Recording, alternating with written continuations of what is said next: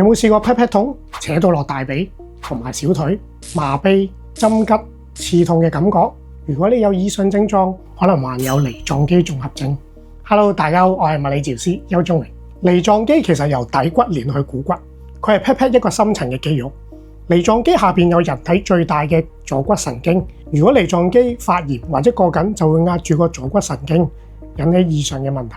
除咗檢查梨狀肌之外，會檢查埋腰部，做唔同角度嘅測試，前、後、左、右，同埋會檢查埋腰部嘅肌肉，仲有髖關節嘅幅度啦，同埋髖關節周圍嘅肌肉。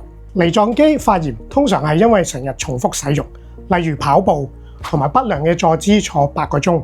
跟住教大家做一個家居嘅檢查。首先坐喺度，膝頭哥呈90度，將手放喺側邊，然後向外鬥力，定住10秒鐘。如果鬥力嘅時候發覺 pat pat 痛，引起坐骨神經痛嘅症狀，就有問題啦。跟住落嚟會教大家做一個家居運動。第一個係梨狀肌拉伸運動。首先將有問題嘅痛腳放上大髀，然後將手慢慢撳落去，同一時間個身體要傾前，直到 pat pat 有拉扯嘅感覺，定住30秒，3次一組，一日做2至3組。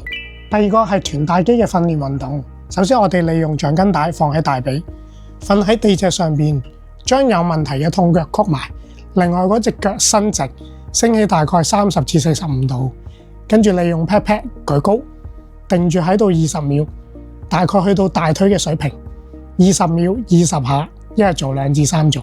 第三個運動係臀中肌運動。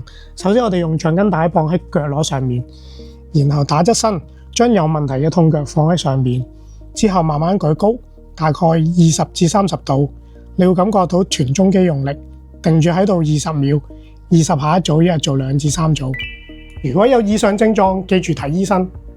想知多啲物理治療點幫到你，記住 follow 我啦。拜拜。